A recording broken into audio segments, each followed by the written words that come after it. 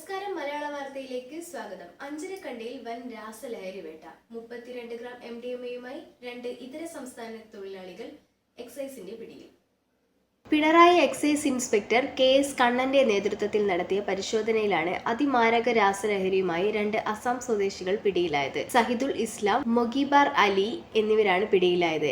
Excise commissioner squad അംഗങ്ങളായ Jaleesh P, Bineesh K എന്നിവർക്ക് ലഭിച്ച വിവരത്തിന്റെ അടിസ്ഥാനത്തിലായിരുന്നു പരിശോധന.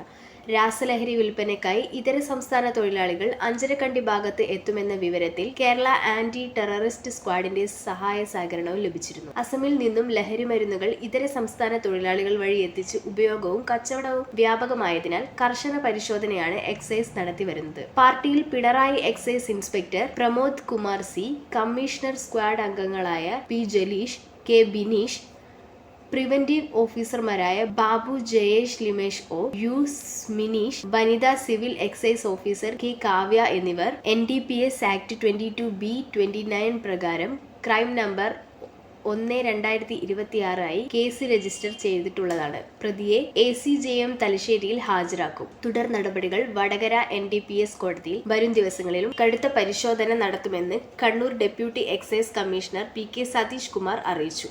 കരുത്താർന്ന വീട് നിർമ്മാണത്തിന് തപസ്യ സോയിൽ ബ്രിക്സ് ഉപയോഗിക്കൂ. 30% പണം ലാഭിക്കൂ. Tapasya soil bricks, Kaivelikkal. Phone 9846190839.